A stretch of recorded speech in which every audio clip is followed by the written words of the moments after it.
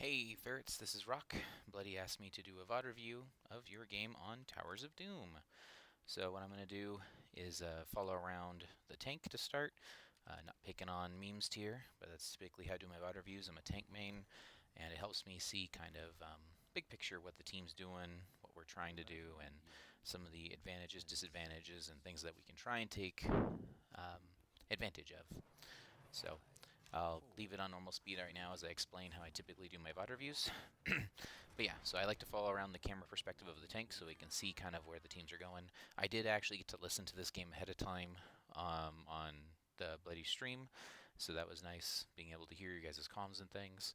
So as we go into this game, your team has set up and decided to run effectively a 1-1-3 or a 2-3, which is fine.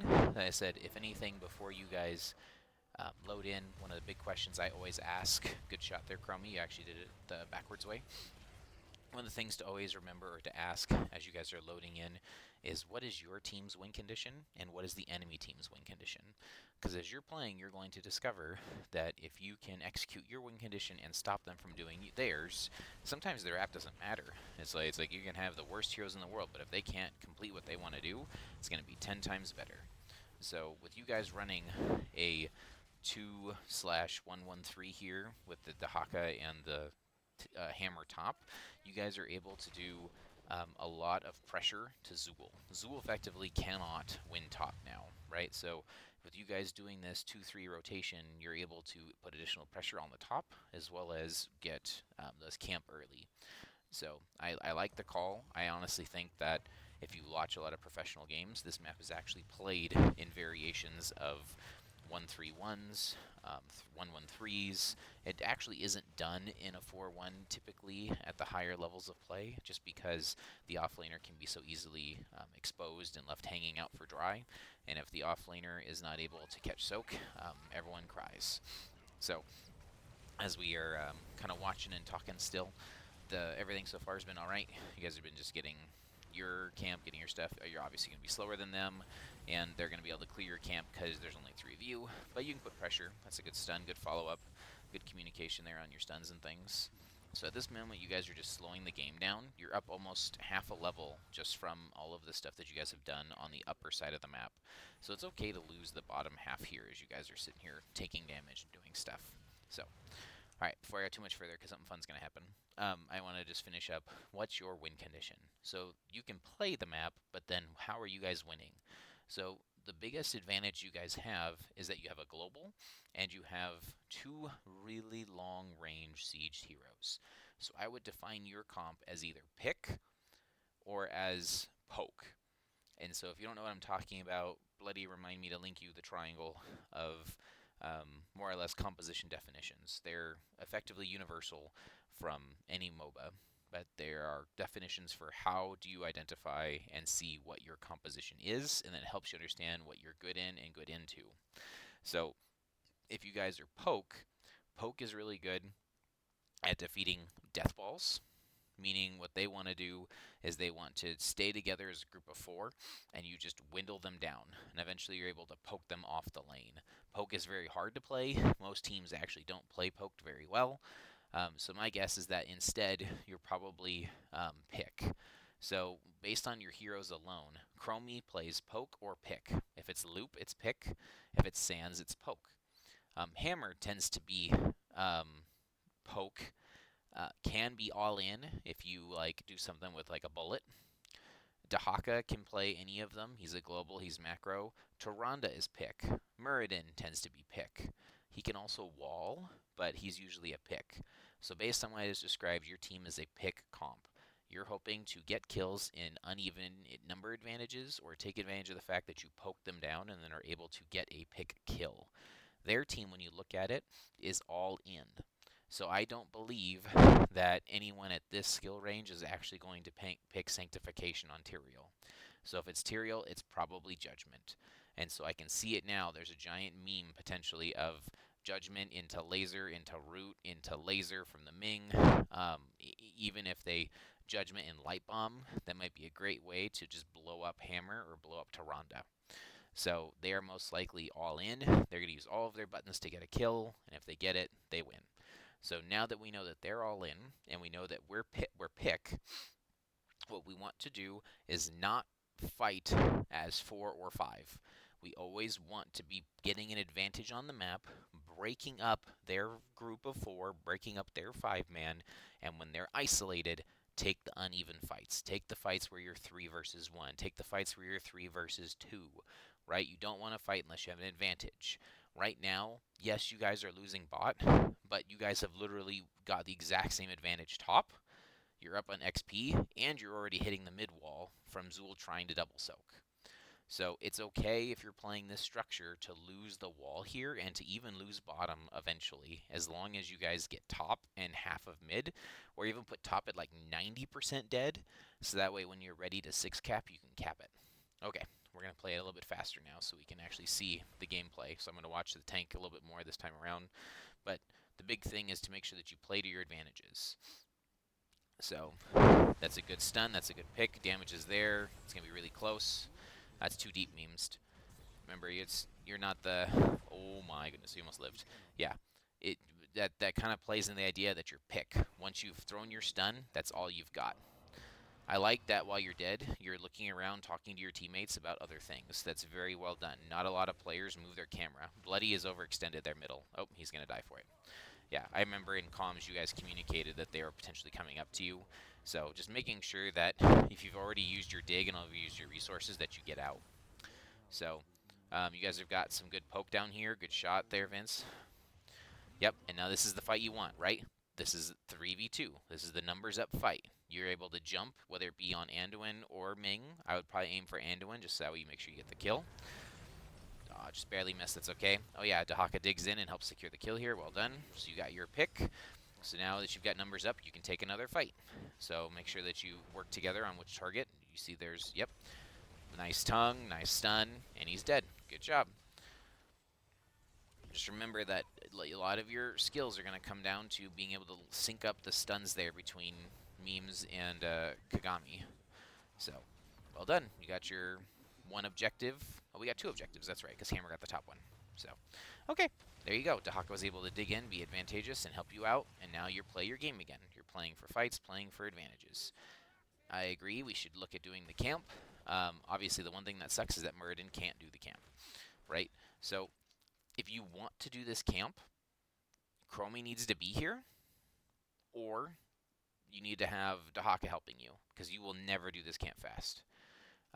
If you took Q on 1 Muradin, then maybe you could do this, Q4, then maybe you can do this camp fast, but I almost never take Q4 outside of Battlefield of Eternity. So, okay, so you just saw they took your camp. If you were to guess their team's vision, right? Pretty much only Hammer, Dahaka, and Chromie are showing, and you 2 are missing. Their guess is that you're on this camp, right? So you've got a ward here, which is good, right? You've got your ward, but this camp is still not anywhere near done. So as soon as you see their camp is done, you guys need to probably just back off, unless you guys are able to, again, have dig and take a even or advantaged fight. Hammer versus Zool. Hammer's going to win up here, so that's not a problem. Dahaka just finished the lane, so Dahaka can waddle down if they're there, or he can dig into the bush to help. But we really need our DPS here, because this is a potential invade from their point of view. So they're showing bottom, so Chromie's calling bottom. Oh, Ming just checked. Good job. So they came in split. It's Storm League. But if they came in as 4, right, because Tyrael for some reason was bottom. If Tyrael came in here, this is a steal for them. Tyrael swords on top of this point, and you can't get him off. So just be aware that you guys kind of got lucky / lack of communication from blue team. So I think that, and then you see that the Anduin's overextended trying to get on the point, so now the Anduin should die for that. So, well done. We lost memes, though.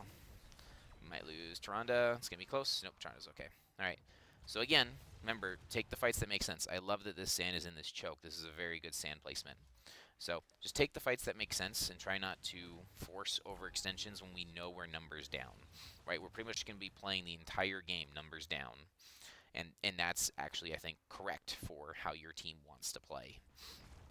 I remember that Dahaka dug in a little early here. I think Dahaka had said something about, like, my dig is ready, and I think Meme said get ready, and I think Bloody interpreted it as ready and dug in. So your dig here is a little early. Um, it's not the end of the world, but just one of those things where if the team is already posted up, imagine if, obviously, if you could dig on the right here as this is beginning, so that way you can force that flank engage and then use that time trap as your friend instead of taking all this free damage trying to engage from the same angle that Muradin's engaging from. So that's good stuns. Unfortunately, Anduin got the pull. So Anduin has no pull, though, so you guys should be, once again, we're playing for poke. We don't see Zool. I forget if Hammer called Zool is there or not. We don't see Zool. Way to live. Yeah, remember, again, we're poke, right? We just now hit 10s. Looks like you guys are going to live just barely. That's a good tongue. Good follow-up damage. Great stun. There you go. Yep, and now we win this. I still don't know where Zool is. I'm guessing Hammer scared him off. There you go. That's a kill. One, well done. You guys have got some very good stun follow-ups here. You guys are doing great. Okay. So, pause for a second here. Hammer has just successfully captured top. How do we play the map differently? So it may sound like a weird question, but the game is dynamic, the game is fluid, which means laning arrangements are dynamic and fluid. So as you're playing this game, Hammer has been winning top really hard, right? So now that the lane is in your favor, right, Hammer isn't quote-unquote effective top, right? Like, Hammer can defend it, but it may not be the best place for Hammer because now we're not putting in chip damage. So I love the Hammer has moved middle in an attempt to start putting siege damage there. But we also don't want them to reclaim top for free. So if we continue to play our quote-unquote 1-1-3 playstyle, Dahaka needs to be matching top and then digging into opportunistic things or helping defend Hammer middle as they get there, because we still need the soak from top. We can't leave top, but we need, obviously, we want Hammer to be effective, but we also want Hammer to be able to not just be stranded top now that there's nothing left to get an advantage from.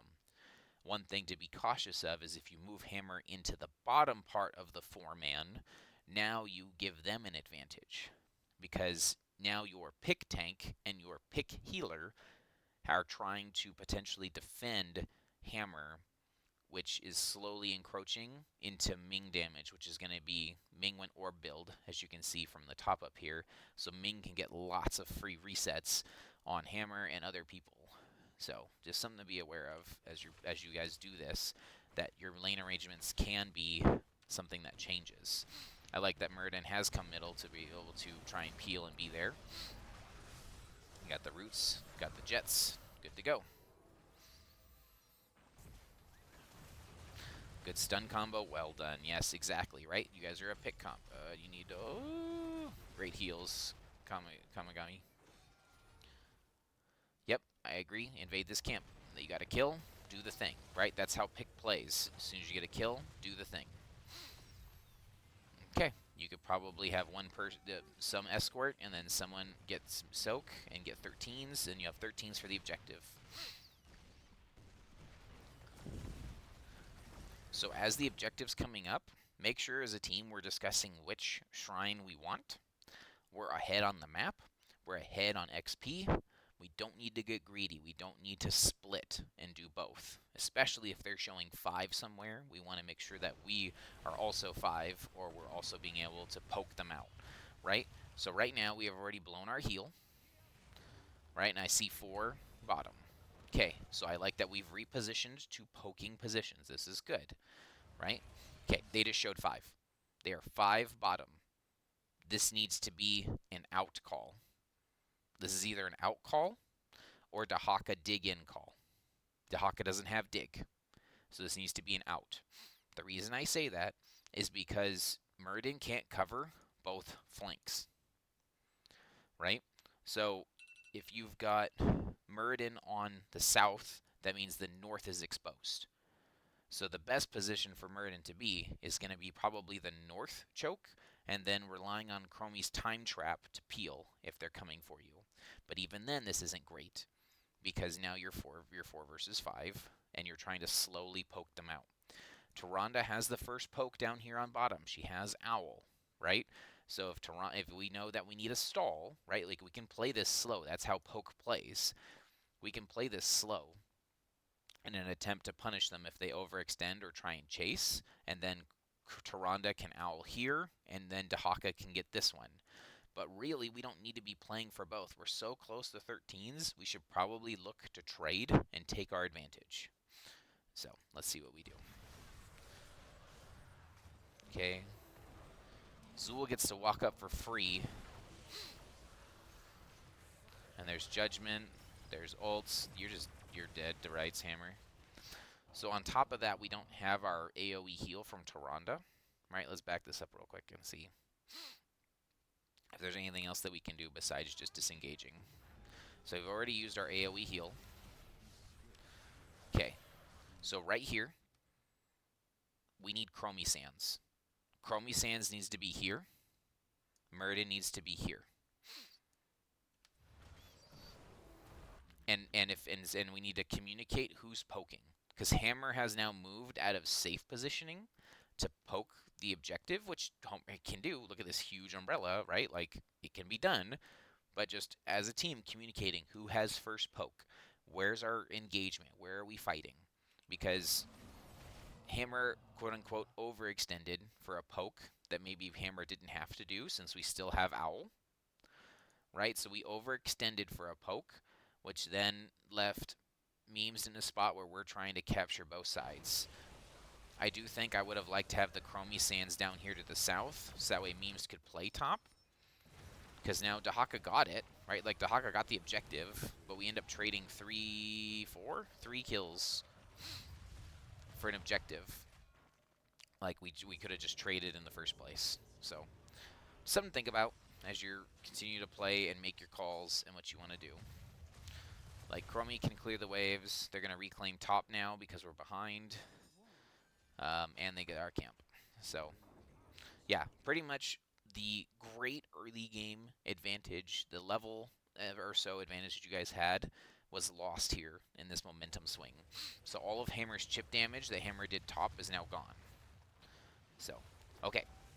But that doesn't mean this is the end of the game, right? So, again, question becomes, what's our laning arrangement? So now that top's gone, Hammer can go back to top if Hammer wants to push in top again like we were doing, right? Like, yes, our building's low, but they still can't push into you. Chromie instant clears the waves. You guys can still pressure if they overextend. I think you continue to do your game plan, which was to play pick, to play macro, play that 1-1-3 style. You see there 4 bot.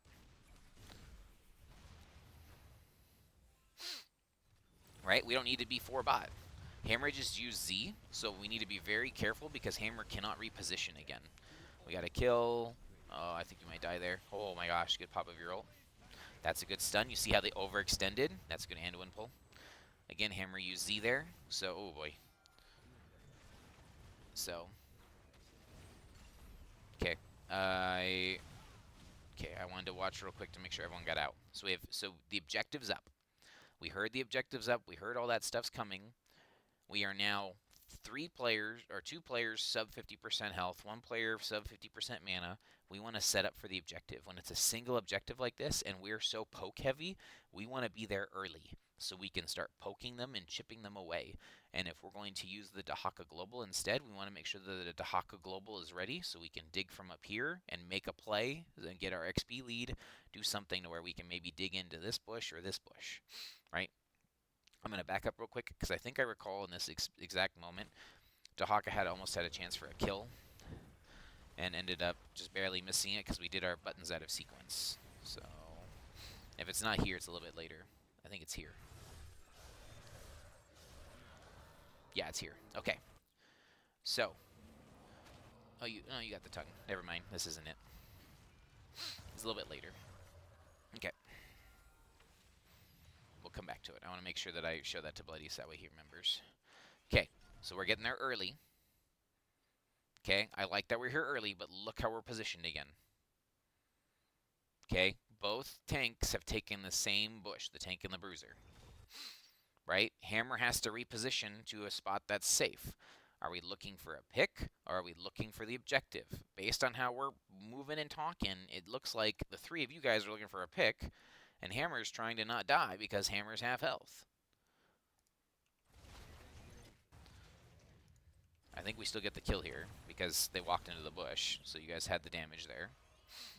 That's right, you want to defend, make sure they don't get anything for free. All right, we got our objective, well done. We got a pick, let's do the thing. I agree. I remember you guys started pinging, let's do that. Every time we get a pick, take an advantage, do something with it. Okay. We're going to escort these, which is fine. Make sure they get in. Once they get in, nice stun combo. Okay. So now that the minions are in, can we convert the building? Is a question we need to ask. We do not see Zool. So if we don't see Zool, thank you. As I say, the sands need to go down. Sands need to go down to cut off the engage from this angle, or the sands need to go down to cut off the engage from this angle. I agree with cutting off this angle, so that way Muradin can cut off this angle.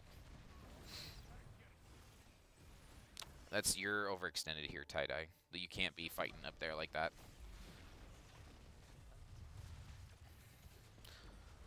Yeah, okay. So, once the minions have been escorted in, and Muradin's having to back up, there's no pick opportunity left. We've used our stuns, right? Like, all of our buttons are on cooldown. We've used our stuns. This is time to back up. As much as we want this building, and we can siege it, we don't see where anyone is, and we don't have tools to answer things, right? We already, like, so we overextend. So right here, Ming is going to continue to hammer on Hammer all day. And then Hammer steps back up to fight, and then building starts targeting it because of the napalm. Right? We've already blown our heal again, so that's our AoE heal gone. And now Tie-Dye is having to run away at half health. We have a split engage. Right? We've got someone looking over here at the Ming. We're taking hammer damage, or we're taking tower damage. You've got Muradin over here trying to help peel for that now. The stun was missed, unfortunately, so now Tyrael's Judgment gets off. And we do have timeout. We do have timeout, but maybe we just barely couldn't get it off on time. Yeah, that's unfortunate. So just remember to make sure to use that timeout. As soon as you see that the stuff is on you, just hold down the button and you'll be able to disjoint it. But all of this, in my opinion, stems from us overextending. Like as much as we want this building, we don't have to force it. We're a poke comp. We're not all in. So because we die there, do we lose another? Oh, we used Avatar though, so we don't die. But now we're down a cooldown again. So yeah. So when we're down, okay, you put mines up there. No, you're okay. You were thinking of actually doing the camp. So we're not together on that last engage there either. Good stun on the Ming. This is super dangerous. You guys are fighting 3 versus 4.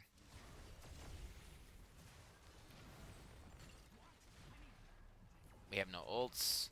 Yeah, like we overextended here and chased for a fight. That's not gonna make sense. And this Ming is just looking for hammer. If you can, Muradin, you want to try and eat some Ming orbs at short distances, so that way the orb build doesn't get resets. But okay, this is a 4v4. 2 of us are half health. We're fighting not under our towers, not over anything value. We're fighting in the middle of the lane, and I'll call it for no reason. And the Anduin thinks he's the biggest playmaker in the world. That's like the 3rd time I've seen him do that. Like, Anduin's not allowed to do that. And then, oh, I remember in comms, Dahaka accidentally burrowed before he capped it. So, it's okay. So, pretty much they get this objective. There's not a lot you can do about it. But we don't want to die on top of it. Like, Towers of Doom is a comeback map. You don't need to win every single objective. You just need to knock out the shots at the end. We made a mistake. We see they're there.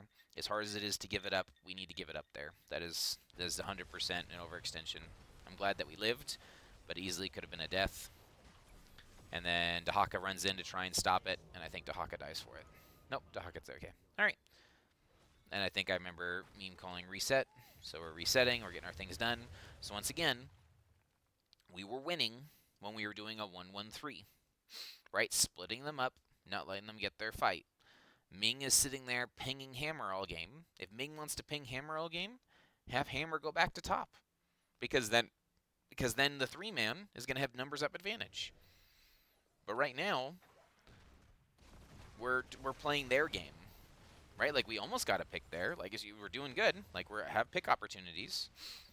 But we don't want to play their game. We want to play our game. Zool's top. You can take this invade. Just make sure you guys are one thing or the other. Camp or fight. Camp or fight. Well done. You can't do both. Oh, no, I remember that. The timeout was mistimed and accidentally got you killed.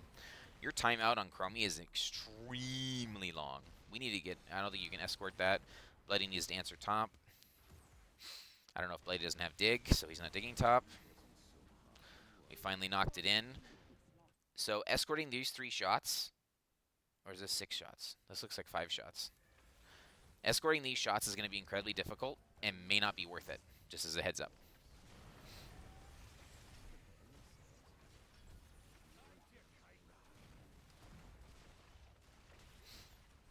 Okay, you did good. We didn't get him in, but, you know, you don't always get what you want.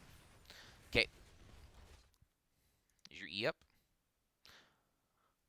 Okay. You have defensive buttons to specifically answer these problems and issues. We need to practice using them when we see the stuff is on us.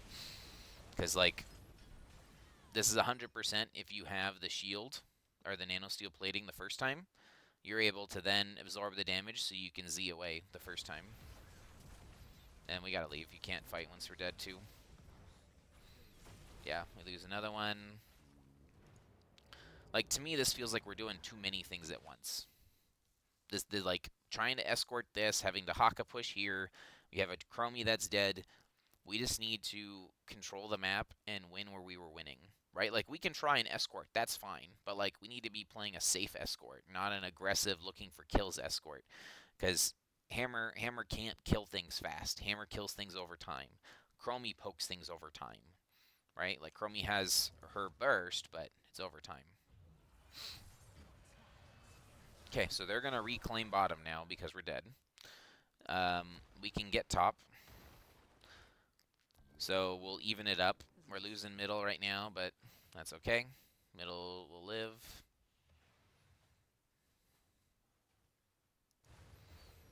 Okay, they're taking bottom because it was weak. Okay, so right now, team should be talking, what's our next play? How do we get back in this game? What do we do? I was going to say top camp is probably wrong just because it doesn't put any pressure on the map, and we saw where they were, and we have a weak building middle. So if we potentially, we can't fight 4v5 without Murden. Murden's still down for another 7 seconds. But I don't know if we can slow this down either safely. It's a level 20 judgment, right? So he can judgment from like halfway across the screen and have it up again. So I agree that like we can't fight them here, but like you might be able to like put a sands down and walk away. Right? Like just do something to slow them down from hitting this building so that way you guys can still do stuff. So, man, this is so sad. You guys are really ahead this game. Okay. I think I remember in comms, we talked about we're going to reclaim the bottom building, which is good. We need someone to put check here. Feel free, once you siege up Hammer, throw your spider mines. You now have range to throw spider mines here. So that way we don't have to face check it. There it is. Okay, again, so they're on boss, which is a waste. That's 100% the wrong call. They should be taking that top building before boss. Pretty much only take boss if you need to remove it from them getting it, or if it's going to be game over. Okay. Are we fighting out the objective? Okay, we've called the objective. We're trying to channel the objective. Okay. Okay, objective is secured. Dahaka's in still really deep here. Okay, let's back up real quick. I want to say that burrow was unnecessary. But let's quickly check. Okay, so Muradin is here to block the shots. So if Muradin's here to block the shots, we only need one person channeling. Okay, so we got repulsored.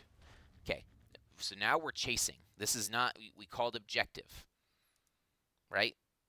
We called objective, so like Chromie's trying to follow up from incredible range and is getting chunked, right? So now you've got this weird dynamic. Which one of you is zoning? We need to communicate who's doing what job, because one of you should be here eating shots to make sure that we secure the objective, and one of you should be zoning. I don't know if Bloody overextended because he saw memes jump in, or if Bloody's trying to, block from this angle because people are yelling that they're getting hit by orbs. But either way, one of you can be up here, one of you should be here. Chromie should have a sands down here to stop them from engaging over the wall, just in case they try and come and follow up. And we need to be set up and ready. We don't need two people channeling, we only need one. And so depending on whatever makes sense for your engagement, I don't really like Hammer channeling here because Hammer can then poke from over the wall with incredible range, but either way. So, yeah, Bloody unfortunately just dies because he's trying to zone, but he doesn't need to zone. That was really close. All right, you guys lived. And so we got that objective, but it was only worth 2. You know what I mean? Like, we had to win it because we were going to lose if they got both. Okay, we get this building, we get the top building.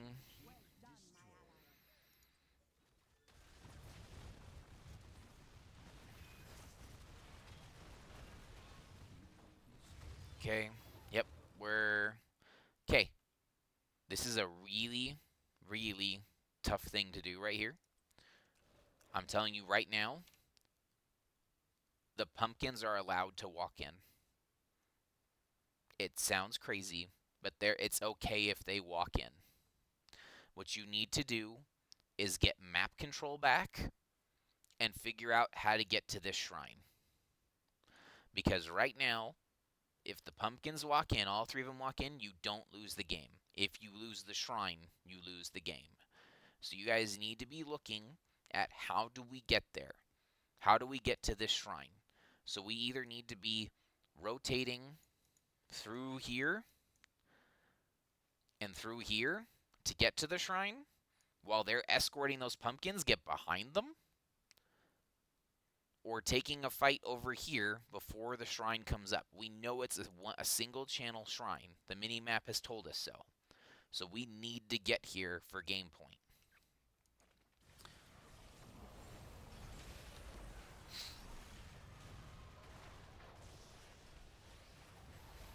Dahaka attempted to dig in and missed. 27 seconds. So now it's too late. We stop the pumpkins, but we lose the game. And I don't think there's anything we can do at this point. Like we said we had to let the pumpkins go, and we had to start walking this way or up and around. Either way, we had to start moving before we played into the pumpkins, because now we're stuck. Or even, if you guys are planning on defending the pumpkins, and you let Bloody know that we are not coming for you, Bloody, you are going to 1v1 whoever is at the shrine. And then you guys start playing on this side, right? Like start inching your way forward. So that way when the person who's down here thinks they can channel safely, you guys can take a 4v4, and Dahaka can solo anyone on their team 1v1.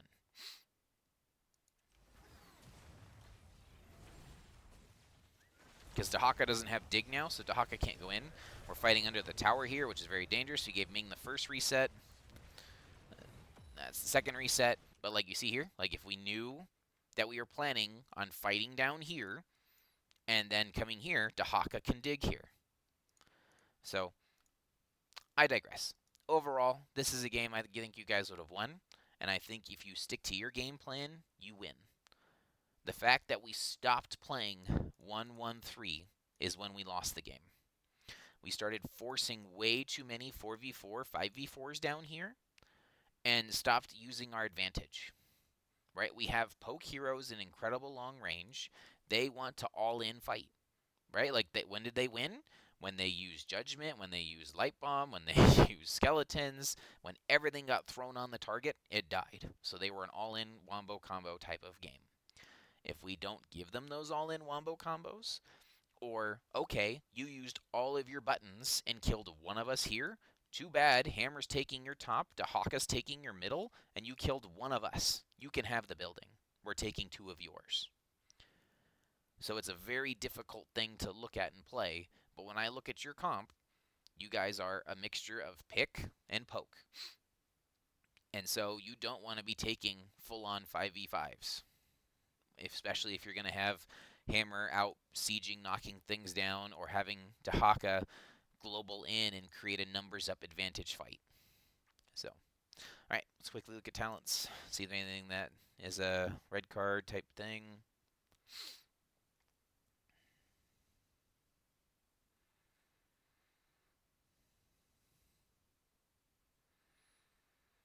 I think that's fine.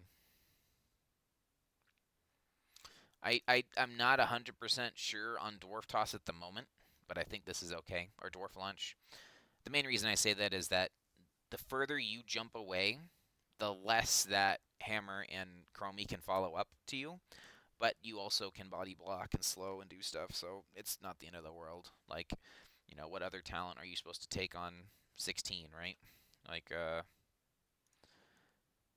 I don't know if you felt like you could use the additional heal so that way Taronda can heal other people, right? Like in between fights.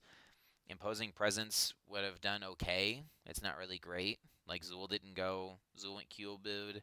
So Dwarf Launch isn't bad. I guess it's just a question if you think you would have healed more if you had Stormform for some of those fights or somewhere you wouldn't have to maybe pop your ultimate to live. Overall, the rest looks fine. Lunar Star, Chosen, Arrows. Arrows. This is actually very good. This is actually a very good auto attack CDR game. Just because in general, the only thing that can hurt you early game is an Anduin root, right? Because no one else in their 4-man has roots, so being able to just auto attack for free is really good, and it's a good thing you saw that. I think it's a great talent choice. Lunar Blaze, though, I don't think is required there. What's the other one? I guess that's fine. Especially since you knew you weren't taking the W's later on. So, yeah. I'm not sure if you got a chance to use this, but like obviously if you were able to cleanse the judgment, that would have been huge. It's also hard when, people are getting judgmented and you're trying to live and heal everybody else. But yeah, I think everything else is fine. I potentially would have taken Eyes of the Huntress instead of Shooting Star this particular game. Just because since you are the sole healer for a bunch of people that are spread out, being able to heal more and reveal means that you can do some really funny things. Like, remember how I told you I wanted you guys to run this way to get in position while they were escorting the pumpkins? If you had the upgrade, everyone's now invisible, can run through this gap, not being seen, and set up here. Because you have 10 seconds. So if you pop your ult here, you can easily get to this position and be ready to fight them in 10 seconds. And you guys are posted up and ready for the objective. It'd have been super sneaky, but I digress. Dahaka things. Double soak probably needs the speed. That's fine. Yep. Slows enemies. More damage. What is that the right? So, there's no one else on your team. Oh, you already have minus armor. Yeah, that's fine. 16 in that. Okay. Chromie went Q, which is fine. I don't mind on this particular build which one you need. You took time out. Yep, that looks good. AAAAAs, that's correct. Hypercooling engines, mechanical know-how. Yep, that's correct. That's the hammer build. Yeah, your guys' talents aren't bad. There was one play. I'll try and quickly find it. Like I said, I don't want to take forever. Let's switch to Bloody and see if we can find him. There was one play that I saw that I thought for sure you had a kill on Zool, but you missynced your abilities, and so you weren't able to kill him. It's definitely not this one. It's way later. Or maybe it's earlier. I think it's earlier. See if I don't break the replay. Yeah, it's this one here. Okay, perfect. Okay, so you have the knockback from Lurker Strain. Lockback slows them. So you can guarantee a tongue off of your knockback. So if you walk up to him and you're trying to get a stun here, right? You want to be able to slow him down. So you should W right here, hit E, and then immediately pop it back up to push him into the tower and slow him. Because what's happened, if you would have done that, you see how the tower started hitting him? If you would have W-E'd here, you would have pushed him into the tower with the slow. The tower starts hitting him, and you could land that tongue purposefully instead of him getting out of range. Because now when you do your Liquor Strain here, you see you have the slow. Imagine if you had the tongue and stuff here, right? Like if you did all of those things that you just did here, that's a kill on Zool. And that would have been huge to be able to swing the momentum back in this game after they evened it up, right? So that's all. Overall, I think it's not a bad game, Ferrets. I think you got this. Just continue to work together and play towards your win condition. Don't force and deathball when that's not your strength. All right, that's Rock. Catch you on the next one.